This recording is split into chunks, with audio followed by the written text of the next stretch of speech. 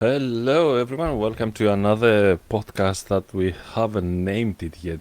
But to be honest, by the time that goes live, we might have found a name. But for the time being, we're still the podcast of Fire and Blood, the MetalCorps, metal sets in Kent, North Kent, in where we are. So today I'm here with Matt McKay. So Matt Hey, is coming all the way from Birmingham virtually, and he's there working with the Rev. Is that the full name, Rev, or Revolution Reality, isn't it? that's right. Yeah. Yeah, So, yeah, Revolution Reality, and we are specifically Revolution Reality Midlands because we're based in the Midlands. Yeah. yeah. So we're gonna talk about his faith journey and his metal theology and what Rev is basically and what they doing with. I mean, don't get too scared about metal theology. Like it's metal. It's great. So yeah. So over to you. So let's start. Like tell us a bit about yourself. Yeah. Uh, Hi. Well, thanks for having me on this. This is really yeah, cool. you're welcome. Thank you for coming. Heck yeah. So hi, I'm Matt, and I am married to my amazing wife Sarah, and we have a 3-month-old son, which sounds crazy that I'm saying this out loud. Our first child, our 3-month-old son Jacob. So yeah, he was born a day before my birthday last year. He was born on 7th of October, and he didn't want to miss my birthday party on the 8th, so that's really cool. So we'll be sharing a birthday party this year. But Yeah. yeah, so that's kind of a little bit of who I am. We live in Staffordshire in the Midlands, and my wife and I we go to a church called Gallery Church based in Birmingham. So we drive every Sunday down to Birmingham. But we also run between my wife and I and a little team that we've got. We run a community called Revolution Reality Midlands, and we can talk a little bit more about that in a little bit. But that's kind of what we do for church and ministry. And my day job is a graphic designer, and I changed career during the pandemic. I was doing sales and stuff like that beforehand, but I wanted to do graphic design, so Okay. I've now become a graphic designer. So that's kind I of mean, me in a nutshell, really. yeah, it's very interesting because, like you said, because obviously I didn't know if you work for it or, Right. uh, and it's kind of because what we do, it's also we do. We have more. Like I'm an electrician, Right. Rogers, and like Rogers is a semi-retired accountant, so we do it like, and it's quite encouraging. Not for me because I don't need. I went past through that stage, but encouraging for a lot of people. I think that they're thinking, like pioneering and or like metal sets is like it's only for like for those that they get paid to do it, but like it's actually Yeah. yeah. No, not You at you all. you you, you can easily do it. You can may as well do it like as part of your Yeah. yeah. Yeah, exactly. Like, so I have a full-time job. We don't get paid to do anything. Rev is purely done for the community. We don't ask anyone to tithe to it. Sarah and I go to church. We have our own church that we go to, but then we also run this on the side as well. So, So they're not connected, the two of them. in a way, they are in that Gallery Church are kind of weekly church. They help us out. They let us use their venue. They've been No, I mean involved in events, but yeah. theologically and like ministry wise, we kind of treat them as separate things. But So they're yeah, kind of supportive to you, but they're not like us. We kind of directly yeah, link with the local Salvation Army. So yeah, exactly, yeah, although we're running our own, so we're kind of fortunate because they kind of left us on our own devices. So yeah, like go do your thing. Like yeah, we trust you. Like then we kind of still accountable to yeah, the local exactly, Salvation Army. Yeah. yeah, I'm not saying like you have to, but it's kind of like you know yeah, no, exactly. how God lays the foundations and like Yeah, for sure. Yeah, absolutely. So our church kind of trusts us to run that ministry. It was something that I wanted to set up, and I asked my church, could we use the venue for it? And then they were like, yeah, sure, and we can help you out in any other ways that you want as well. So our church has been really supportive of the ministry that we do, and they that don't that is they don't get too involved. that is have been if I remember correct me if I'm wrong. Rev is connected with another ministry in the US, or Yeah. Yeah, so Revolution Reality as a ministry was founded in America by the lead singer of Sleeping Giant and now Holy Name. His name's Tommy Green. So he set Rev up as a church, and it just kind of spread. So I got connected. I can talk a little bit about that in a bit if you want, about how I got connected. But yeah, yeah, of course. essentially Rev is kind of like Rev UK is kind of is an offshoot of Rev in America.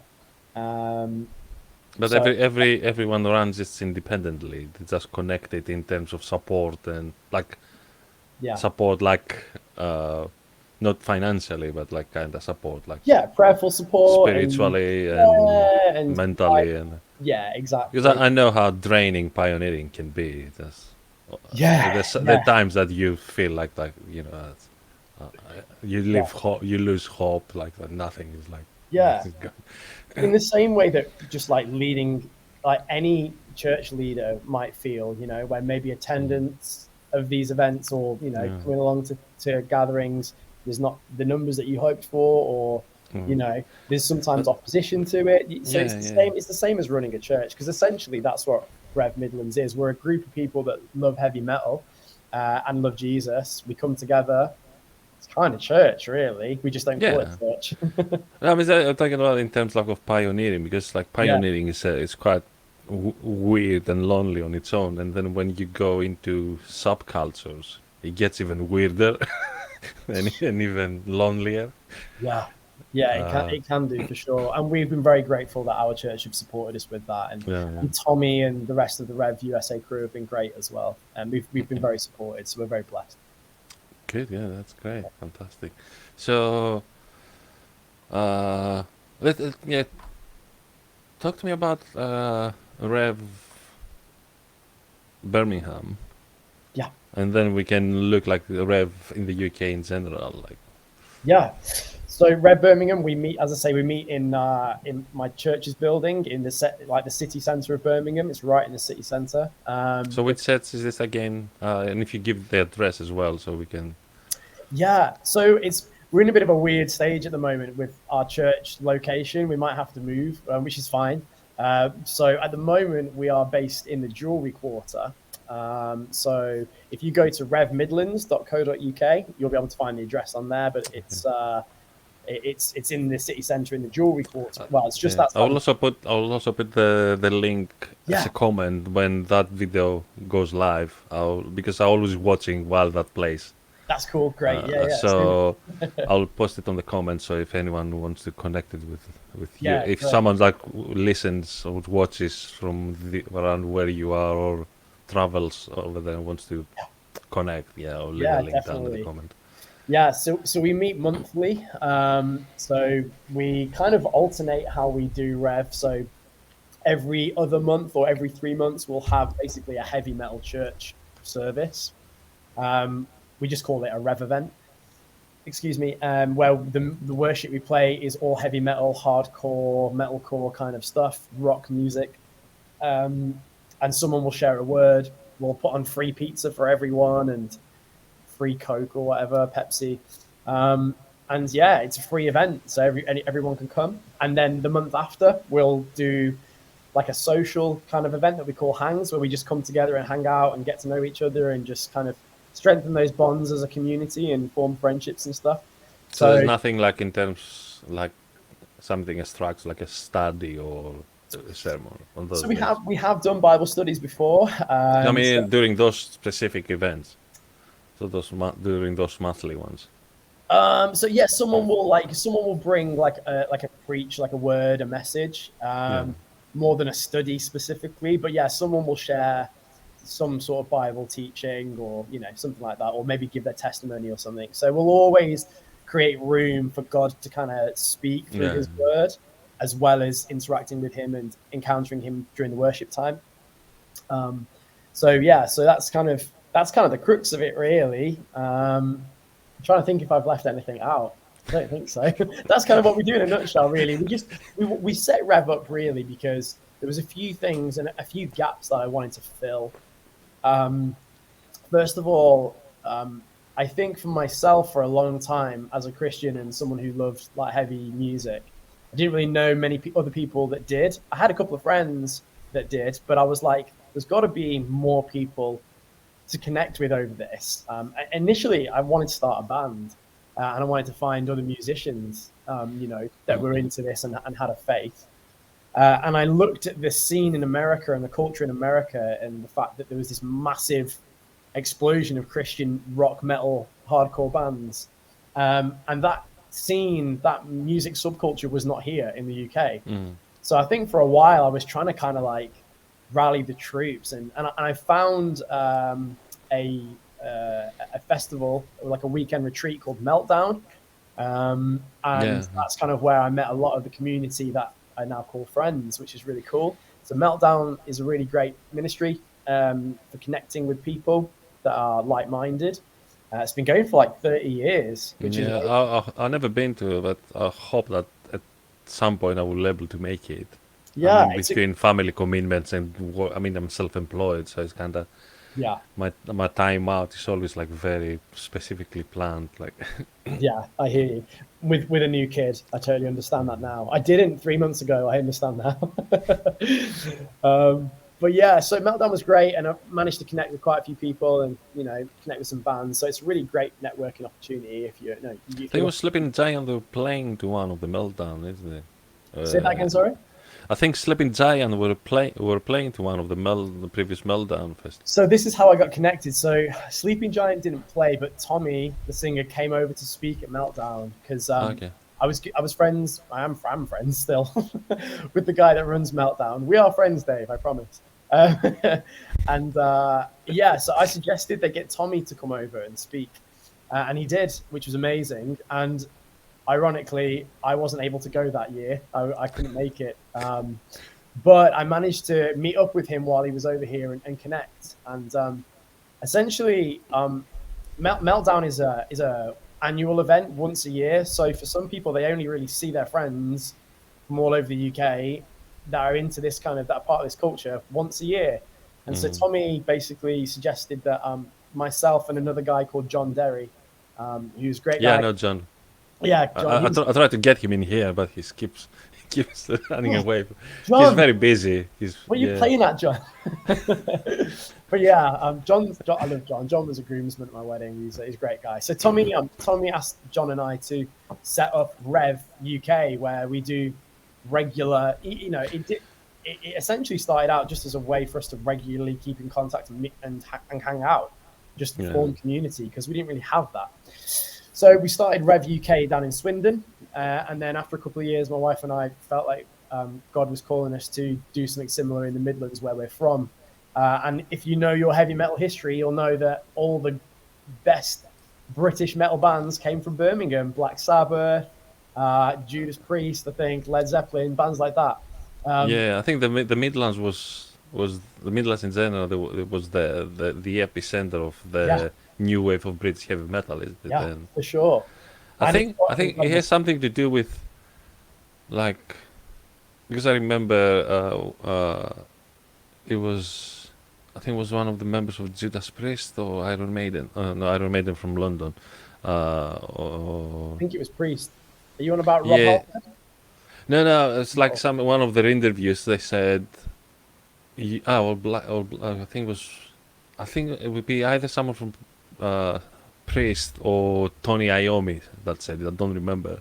Yeah. That in the Midlands, back then you either go to work for British Steel or you start a metal band. Yeah. So there wasn't absolutely. So for them, metal was and I get that because, I mean, when I was in my secondary school, we had a lot of kids coming from other villages. Some they were traveling like 15 miles on a coach to come to my hometown for secondary. And remember they were talking. It's like, because like when my hometown's like around, there are a lot of quarries. Yeah. So their only options, like if I don't go to school, at 16-year-old, I have to go to the quarry to work there and spend the rest of my 50 years doing that. Yeah. No. In a small community of 500 people, like not an So option. Not an I option. mean, I never experienced it myself, but I know that like that anxiety of like Yeah. I've seen it to my schoolmates. And I think like in the 60s and 70s, I think it was such an industrial, for Birmingham at least, and it still is, but especially back then, like it was so industrialized and smog. And I think the aesthetics that they were living in, I think it created the sound of heavy metal, like the smog and the Yeah. smoke and the steel and just the cold bleakness. It must have inspired like their music. So um, yeah, city living, I guess. Yeah, yeah. They That's wonder what why I wanted. Black Sabbath music was so bleak. Yeah, exactly, exactly. No wonder, right? They were living in Birmingham. So, No yeah, wonder Ozzy ended up the way. yeah, right, exactly.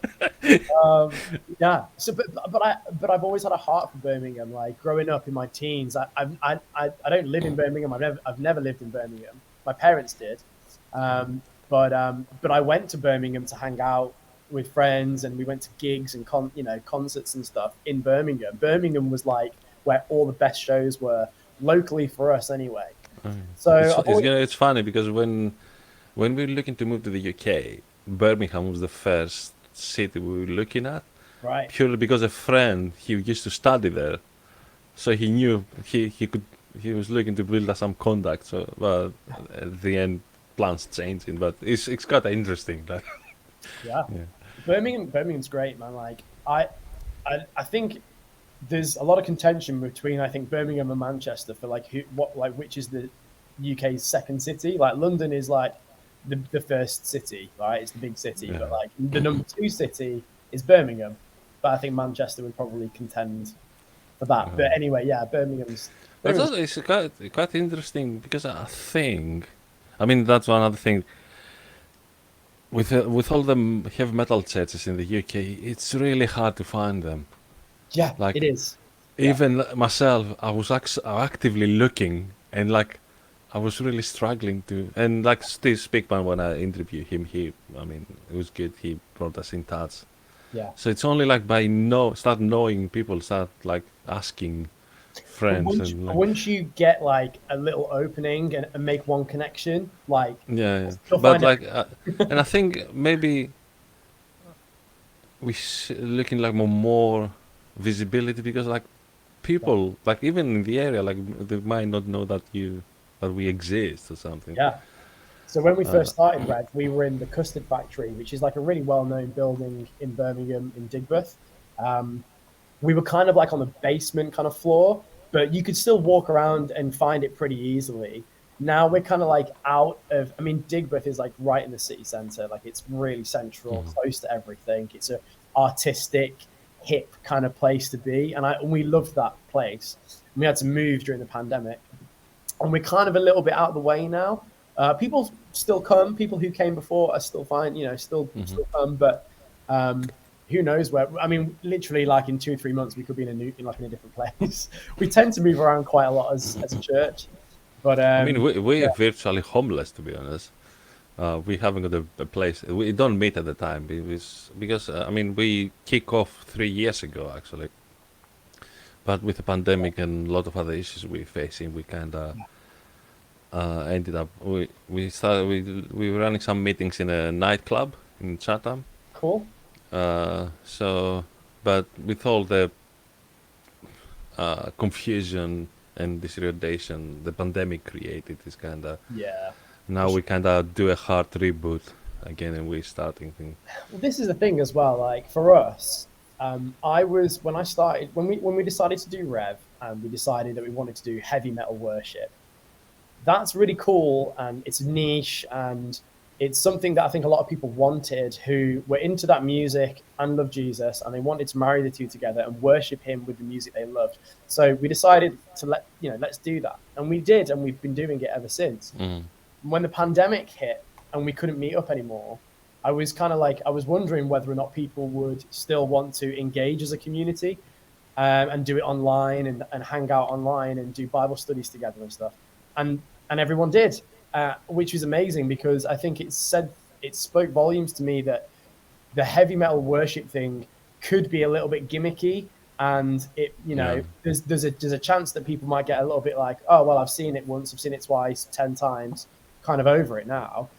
And for me, I was worried that without that gimmick, do you know what I mean? Like without the gimmick Yeah. of heavy metal worship, would this community even exist? And it did, because people are in it.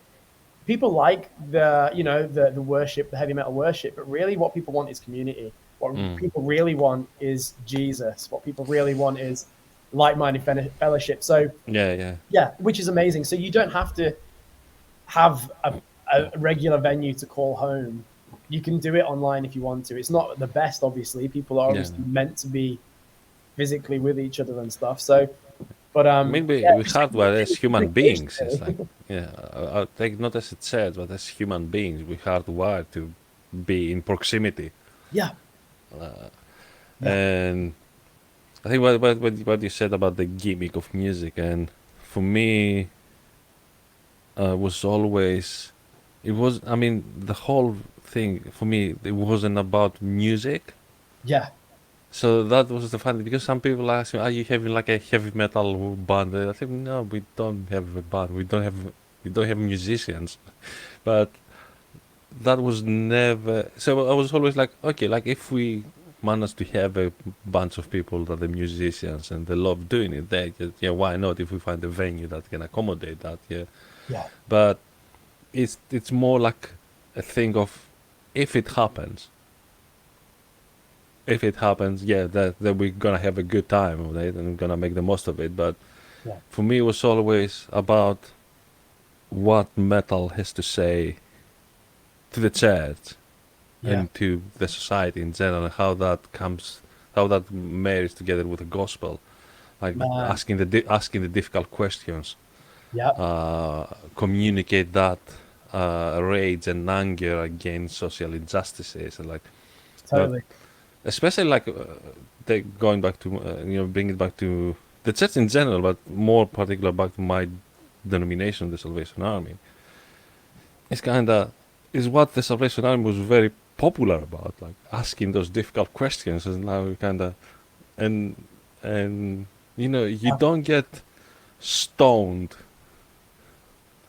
when you march just right. because you run a happy clappy Yeah, uh, Sunday service, isn't it? You're getting stoned because you you kind of step on the snake's head, isn't it? right. The snake come back to bite you. Yeah. And do you know what? Like, it's really funny because uh, we started Rev in 2018, and in 2020, for 2 years up until 2020, I'd never really had any opposition to what Rev does in using heavy metal to worship God, right? And as I was saying earlier, like a couple of reasons why we started Rev was because we wanted to provide like-minded fellowship for people. We wanted to provide a safe place for people who liked heavy metal and love Jesus to come, because they'd maybe been hurt by the church or ostracized by the church. So we wanted to provide a safe place for people. Um, and in those 2 years, I thought, oh, also we wanted to reach people who didn't know Jesus within that Yeah, culture. because I think that's another Right? big important thing of our ministries is that we reach out to people that they have like a. I mean, it sounds like a stereotype, like spiritual seekers. I think like it's Right. like an overused expression, but Yeah. people that they into metal and they still like looking, have that, Yeah. that yearn from something that is something more, Yeah. and because the metalheads or punks or goth, Yeah. they feel alienated from the church. Not Right. alienated, they feel pushed away, basically, not just Yeah. alienated. Yeah. they be, Totally. And yeah, you know what's, yeah, exactly. And so when we decided to do those three things, I was like, right, we want to reach people, we want to provide a safe place for people. And I thought to myself, like 2 years from doing this, I'd only really come across maybe one or two people who'd felt that way and that they had felt hurt by the church. And I'd never really come across personally anybody who said you couldn't use heavy metal to worship Jesus, right? But I was on a train one day. I was traveling to Manchester to study graphic design, and I heard a guy like a couple of seats behind me, and he was talking on the phone really loudly to his friend, right? And he was talking about prison ministry, and his friend was going into prison to like do ministry there, like pray for people. I don't know what they were doing, but uh, he basically was like being quite loud on the phone about it, and he was like, make sure you pray before you go in, get covered spiritually. You know, you're going to be, you know, entering a dark place. You want to make sure that you're prepared and you've got the armor of God on and all this stuff. And I was like, okay, amen. But it's quite loud that you're having this conversation. You're being very Yeah. vocal. I And think other you're people, mostly showing off than actually. right, exactly. So I thought, And all it's funny right, because why are you going all to this detail to someone that is already a believer? Like, yeah, just, exactly. And they are, just remind. Like, you can yeah, just throw a reminder. Just remember, like, to pray and like yeah, cover yourself. And like, right. I know what I do after that. Yeah, exactly. So I decided to talk to this guy because he was being quite loud, and I thought, well, he's a Christian, so I might be able to have a good conversation. Maybe other people might hear us I have never it. do this kind of things. Well, yeah. So I was feeling kind of brave, and I thought, if I can have a good conversation with this guy, and other people can overhear a Yeah, healthy, good Christian conversation, that might be like a good outcome for him just being yeah. really loud on the phone, right? So anyway, so I talked to this guy, and I said, "Oh, I know of a ministry, a prison ministry, because I actually lived in Manchester for a year with. I was doing a year out, like a study out with the Message Trust, who are based in Manchester. Really great charity. They do a lot of prison work, a lot of youth evangelism in schools and stuff. So I was aware of a prison ministry in Manchester. So I said to this guy, you know, are you, you know, is your friend with the Message? And he was like, I don't know who that is. So I was like, oh, okay, fine, whatever. And then we ended up talking about Rev, and I said to him, you know, we play heavy metal worship and stuff, and he was like, oh no, you shouldn't be doing that. That's of the world. You should be in the world, not of the world. And I said, yeah, but I guarantee you, the praise that we bring is probably much more passionate, much more biblically sound because it's loud, and the Bible says to make a loud sound. You Yeah. know, we play with energy and we give everything. Our hearts are for God. And he's like, yeah, but that music is, you know, it's of the world, it's of the devil. And I said, well, the music itself isn't. God created music, right? It literally comes down to the lyrics and the heart Yeah. behind the music. Okay, I mean, we know this, right? Anyway, so I But tried to, you know what? What was funny with it? Let me interrupt you there for like a quick yeah, note that especially all the Christian movements that they were active during the Victorian ages, like the Salvation Army, yeah, their music was basically music take them from the brothels, yeah, literally from the and brothels the pubs, and the right? pubs, Yeah, and change the lyrics. So someone was walking down to the brothel who listened to the music and follow the music, and they say Christian lyric, like the lyrics, Christian lyrics, and then will get engaged. They will engage him to that conversation. yep, exactly. So you can't tell me like it's like hi, it's like it's all makes me smile. This comment because like Yeah. yeah, not really. Yeah, for sure. But then, so I then turned around and said to him, okay, so if heavy metal music is of the world, what bands do you listen to? Like, what worship artists do you listen to? And he reeled off like Hillsong, Bethel, like all the mainstream church pop stuff. And I said, okay, so what kind of style of music is that? And he would say, I think he said like pop music. And I said, oh, really? So you're telling me that pop music is not of the world? Like all of these artists that you listen to, the mainstream big church bands, they all sound like Coldplay. They all sound like all these mainstream non-Christian bands. I And wish it would sound like Coldplay. well, you know what I mean? Like these big Yeah, kind of yeah. like, you know, lots of synth sounds and stuff. And I said, I guarantee you, they will be listening and getting influence from bands like Post Malone, like big artists that are not Christian.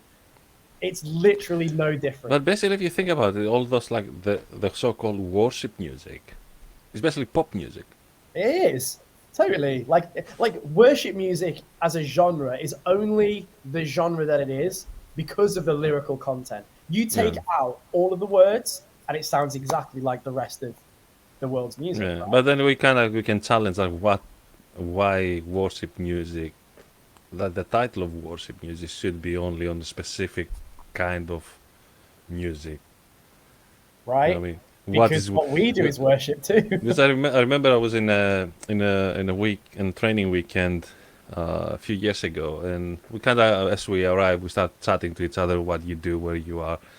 So I was at that time I was kind of on the stage that I was reaching out for the metal ministry, Right. and so one of the guys is like, oh, that's not like I don't think it's like a good music to.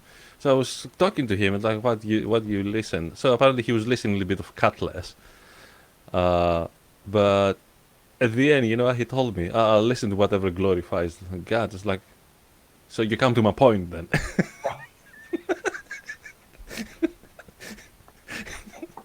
So Well it's done. like, So we agree. but something I always like making fun of it because the typical like the why you listen to music that sounds like demons screaming. It's like, and I said like, how do you know how demons are sounds? Like as far I'm concerned, demons sound like Nicki Minaj. Yes, exactly. Right? Do you think when the snake was in the garden with Eve, he was screaming at Eve? No, he was whispering, bro. He was whispering in her Yeah. ear. He wasn't like, rah, like, you know what I I mean, mean? basically, I just I'm making like to make it like a funny, tongue-in-cheek point that what you're saying is nonsense. No one ever heard a demon like Right? Yeah, talking, and like, exactly. what kind of point is it? Like, it's just a point like the silliness of the comment, Yeah. basically. Like, I understand why they say it because, like, it can sound a little scary. I understand that. yeah, But for those who know it and those who are accustomed to that style of vocals, I no longer like, I don't sit and listen to screaming vocals and think, oh, I'm really scared right now. Like, and that's not even necessarily because maybe it's because I've become accustomed to it. Because I remember when I was a kid, I used to like mm. pop punk, and then I had like a compilation CD, and it had like Nickelback and Sum 41, and then there was a Slipknot track, and I hated it because I didn't understand what they were saying, and it was really just like noise. And so I can understand that, but then So you never got into Cannibal Corpse then, like. see, I like some death metal. I like I thrashy love death death metal metal, stuff, yeah. right? But I didn't really like Cannibal Corpse. I'm more of like a Quite love hardcore it. I like metalcore. Cannibal Corpse. I saw them live at Bloodstock. I was volunteering with the Order of Black Sheep. Yeah. Okay. Yeah. Yeah. I mean, I was quite gutted I wasn't on duty, but our tent was like a couple of 100 meters from the stage, Right. so That's I missed the mosh pit, uh, but I I'd be mean, scared. I'd be scared in the Cannibal Corpse. yeah, I mean, I had people coming in and they were saying like it was ugly. Yeah. Yeah. It's like, and I said like, and it was really good because it would start getting. They were playing about the time that would start getting darker. So they Okay. starting playing. There was still daylight, and it started getting dark. It started raining, and Yeah. it's like this is a Cannibal Corpse gig. This is what you're like raining, and people got just going like. That's so awesome. That's so Yeah, I awesome. mean a lot of people got hurt. And actually got hurt because they tried to like a really big guy tried to crowd surf, Hmm. and they couldn't hold him, and he dropped. Oh. And we had about like 4 or 5 people coming to the tent to the first aiders with exactly the same story. Oh man. Yeah, I Crazy. mean, I would love to see Cannibal Corpse live, to be honest, and Yeah. maybe with I mean the Broken Flesh were playing with the Broken Flesh. For those who don't know, they are a Christian death metal band. Yeah. Really good So they band. were touring with Cannibal Corpse. So cool. What an So amazing testimony that is, right? yeah, Like, yeah. I mean, who's best to reach out to the Cannibal Corpse? yeah. No, not necessarily like preach to them during But the just tour, but be Jesus, just like witness to just you know what I build mean? that relationship, Yeah, and totally. Totally, man. then you don't know where that goes. I mean, we have stories like a lot of death metal musicians, like even from anti-Christian bands that they became Christians, like Yeah. Sandoval from Morbid Angels, for instance. Oh wow. I didn't know that. That's Yeah, cool. the previous drum. So he had an accident, All right. and so he was off the band. And during the accident, his family were Christian, and he, Yeah. long story short, he got converted while he was in the hospital. Right. And then he couldn't find it to return to the band because of like whoever knows Morbid Angel knows why he didn't Yeah. return to the band. So he didn't leave the Makes band sense. because of this. He couldn't return to the band in good faith. I mean, Yeah. it's up to him. Like, Sure. but that's why he took this decision. Yeah. Yeah, That's cool. Anyway. That's a cool story, man. yeah. I love it. I love like hearing stories of people like that just go like 150, like 180, like they just, you know what I mean? Like, and the cool thing is like the head from Korn, like his story was exactly the same, you know. And then he ended up returning to the band, which is interesting, contrasting with Morbid Angel and the drummer Yeah. there. Like, Head decided to go back to Korn, which is But I amazing. think it's also different because Morbid Angel were like they kind of they wave the flag of anti-Christian lyrics. Sure. So Korn, they were like they. I mean, they may have like swearing, but in general, they're not having anti-religious True. That's very or true. like anti-Christian songs. They got other type of lyrics, like about life and addictions. Yeah. So I think it was easier. I was a Christian, but I wasn't a very good Christian. Let's put it that way. Before I met my wife and before I did Rev and everything, I was in a band and I was the only Christian in the band. I was, I definitely was the only Christian in the band. But we had two vocalists and we have had very opposing kind of ideas and beliefs. And so when we would write song lyrics, I would write kind of like from God's point of view, and he would write from like not God's point of view, and they would make for really interesting kind of conversations and lyrics and stuff. But But you can have those two together, even in the same song, isn't it? right, yeah, And exactly. and the song can be that conversation between like a faith and non-faith, and it's Yeah. like can be like a very interesting song to. Yeah, This sure. is like a lot of songs they have like one of my favorite bands are Lacuna Coil. I don't know if you know them. Lacuna Coil, yeah, great. Yeah, band. I love them. Like some, Yeah, I've I seen mean, them live. They're really good. Yeah, yeah, yeah, it's one of my favorite bands. Although I'm most on extreme metal, Lacuna Coil is like it's guilty yeah, pleasure. yeah, my guilty pleasure. They're still great. But- Oh, But they have that like opposing lyrics, like Yeah. love and hate lyrics, like in the same songs. Like I love you, but I want to kill you. Like at the yeah, same yeah. Isn't that like just so heavy metal? Like that Yeah, is. like, yeah. that is- But that's like it's at the same time that reality of life, isn't it? Acknowledging that when you've been hurt by someone, the Yeah. same time you want to go to punch them right. and give them a hug. You don't know what to do. Like, you know? Yeah, such is the eternal struggle of humans, and that's why we need Jesus, everybody. And there it is. Yeah. And Jesus like turn the tables and make a. Right. Have you seen the meme that's like what would Jesus do? And said like flock in a bunker is one of Right. the options. So because time passes, so tell me a little bit about Rev in general. Like where are they? Like there are a few other Rev So, yeah, communities in the UK, isn't it? So there's Rev in Swindon, and I think at the moment they're meeting up kind of virtually and doing like Zoom like Bible studies, and they're doing that regularly. And I think because it's like a virtual thing, there's people from kind of all over that kind of attend those.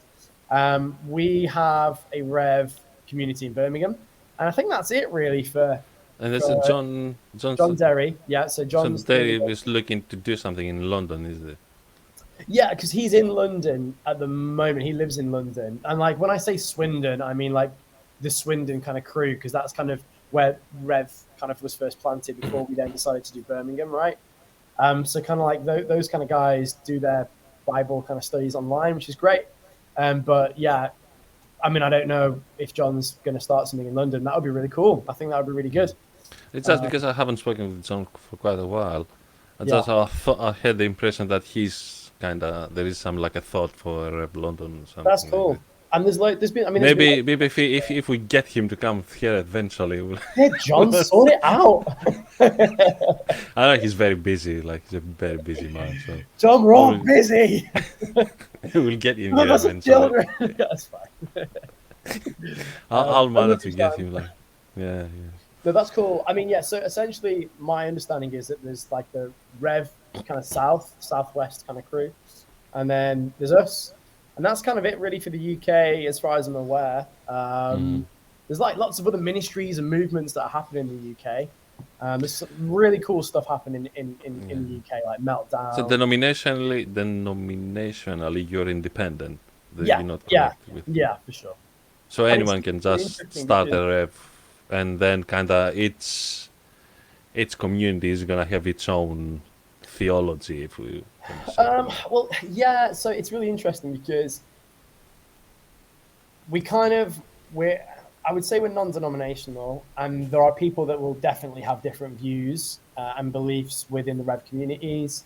Um, Tommy Green, who started Rev, who runs Rev from Utah and Salt Lake City, he's been really discovering orthodoxy recently, Really? which isn't personally on my radar right now. Hmm. It might be, and it probably should be. I don't know, but he's kind of looking at a lot of orthodoxy, but it's not necessarily shaping the rest Yeah. of the Rev community throughout UK and everywhere else. So that doesn't really, yeah, Hmm. everyone's kind of on their own journey. But for us, what we stand Which is for, really fantastic because like yeah, you can say like the founder and like the main leader, if you like, let's call him this. yeah, His journey doesn't affect the other people's journey. right, totally. And I mean, Tommy's a great guy. Like he has changed the language that I speak in my faith. Like he's transformed my faith, and he's given me purpose. Like, I mean, God gives us purpose, but Tommy's like just been such a blessing to me in my life. Hmm. Without Tommy, I don't know where, like, I don't know what I'd be doing right now. Um, but yeah, his kind of faith journey is his own faith journey, which is amazing. But he still will teach and impart and guide us. And when we've got questions on decisions that we want to make about Rev, we'll still kind of like run things past him and get his kind of wisdom and guidance on it. So he's Yeah, definitely, yeah. yeah, it's great. I It's a think I great. think what you described, I don't know him, but Get him on it here. kind He's great. it kind of sounds like a really healthy type of leadership. So Yeah, it's I not kind mean, of I started that movement and now I control it with a tight yeah, fist. So I I think started that movement and I let it run on yeah, and I think itself. that's kind of the nature of like an apostle. I think, and I Mm. don't want to speak for Tommy, but I would consider him an apostle. Like he enables other people for mission. He equips. Do you know what I mean? He connects people together, and I think that's like an apostolic kind of calling Yeah. and grace on your life, right?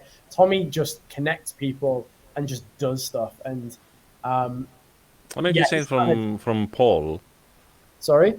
I think you say from the Apostle Paul, it's kind of like he was starting a church and then he stayed with him for a little while, then like Yeah, moved to the one and kind of keeping an eye. yep, that's exactly it. And you know what's really funny? Like I was reading um, kind of like those letters to the churches and like the New Testament at the end of the New Testament, and I was like, man, this feels like some of the way that they're writing to each other feels like us and Rev in America. Like the crew and the gang over in America are some of my dearest friends. I don't get to see them that often, and I miss them terribly. Yeah. We've got our crew over here, but those guys, when I first met them all, changed my life, and Mm. they were present in some really like life changing moments for me, and so I Yeah. missed them. And so it's really interesting how I can see scripture being played out in my Yeah. own life right now. Like that scripture is living and breathing for me. So Yeah. What do you remind me? I don't know if you ever saw it. It was like that kind of meme that goes around, and like an outline of Paul's letters. Uh, Paul the Apostle, sending by God. Uh, Remember who you are in Jesus. For the love of God, stop being jerks to each other. right, Timothy says hi. yeah, If you think about it, because sometimes you kind of going too deep with what it says there. Actually, this is what he says. Like, stop being jerks to each other. Like, yeah, love each other well. Yeah, yeah, for the love of God, stop being jerks. And like Timothy says hi. yeah. And you know what, as well, like I think unity in the church is what's needed the most. And we, again, going back to other Christians judge, like Yeah. other churches judging, you know, I think I that's think a long conversation, like on totally unity, that's a because can of like, worms. yeah, I think Yeah, because I have seen that played out too much on the on the negative way.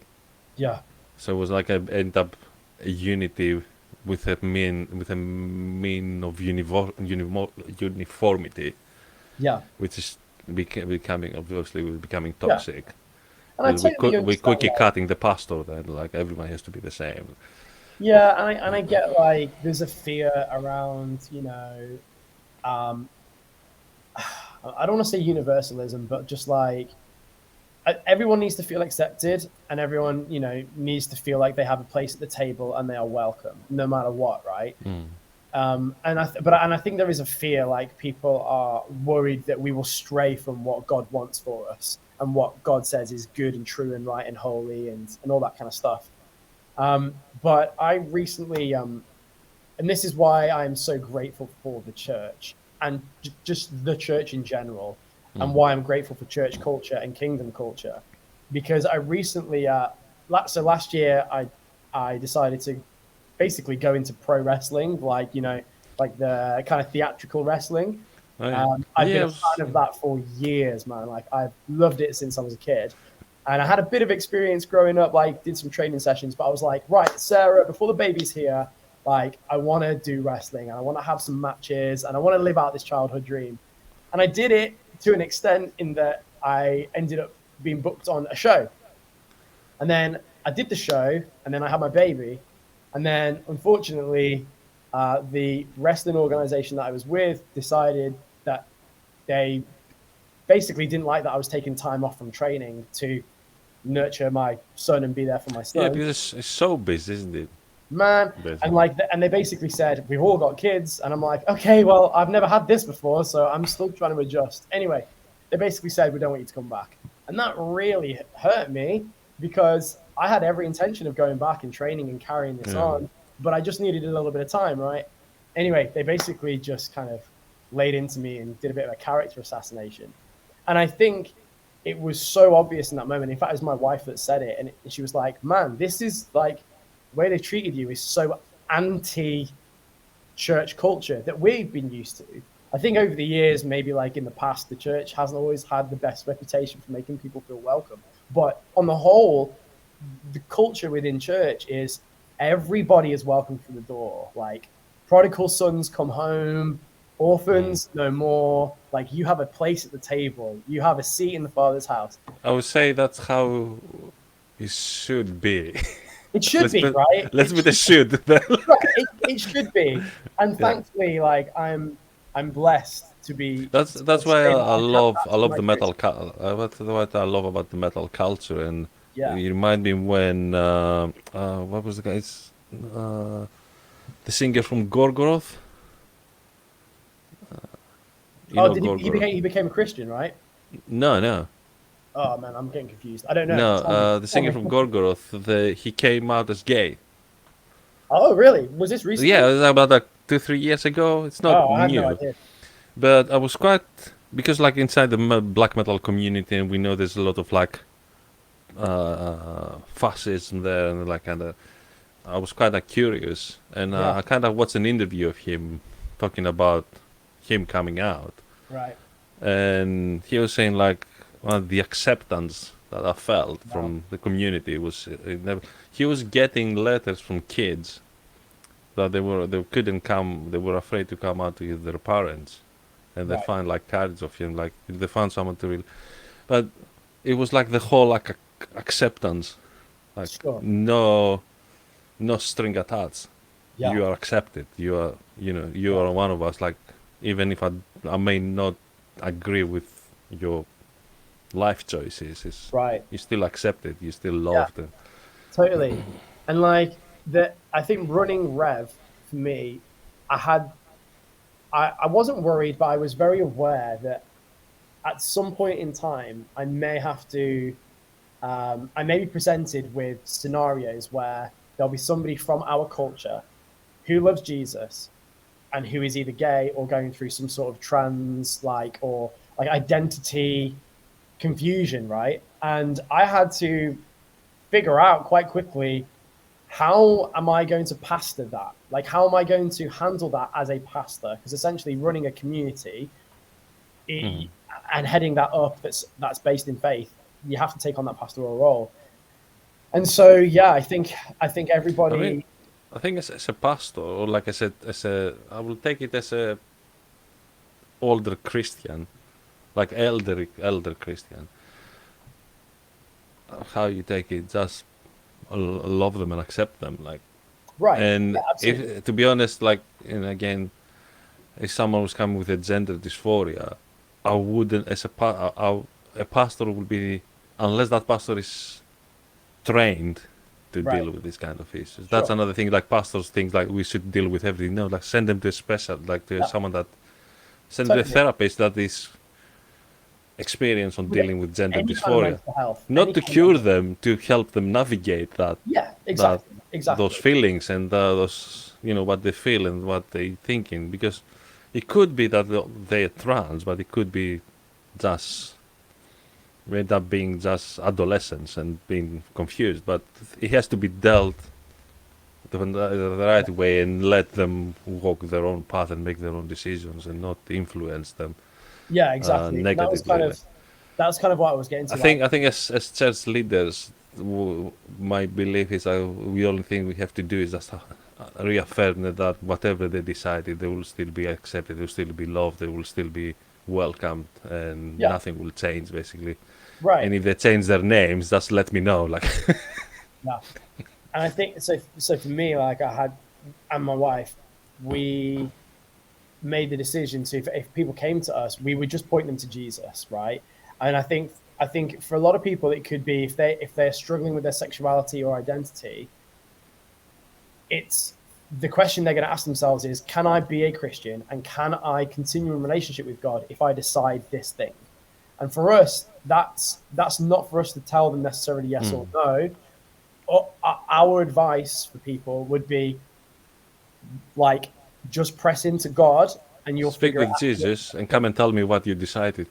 Right? Yeah, exactly. Yeah, And just come and this let, whole if you want, you come and conversation, let me know what you have spoken, what he told you, like. yeah, But, this whole conversation is like, you could talk about this for hours. You could go into yeah, yeah. it, but I And think we're what we have running to out of remember time. is Yeah. they're like, these are real people with, with their salvation on, in the balance essentially, and all that kind of stuff. So it's not stuff that we take lightly, and yeah, it's a whole can of worms, isn't it? And I don't think we've got time Yeah. to go into it any No, I further. mean maybe we can have a separate a separate That's podcast just talking about this. Like, I'm down. uh, I'm down. I'm brave uh, enough to talk about it.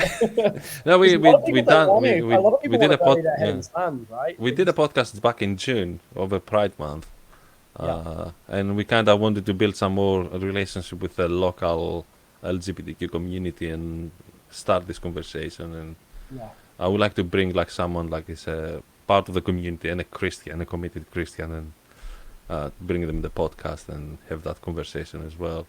yeah. Yeah, but so we just close to the time that will allow us to that will allow me to upload that podcast. So Have we been cut off? no, Oh, we're not getting cut off. The thing is like if it goes over an hour, I won't be able to upload it. I oh have to man. cut it. Oh, well, So we we got are we got time, right? 54 minutes. We have 6 minutes left. Oh, okay, we're good. We're So good. any a final word from you? Oh man, a final word.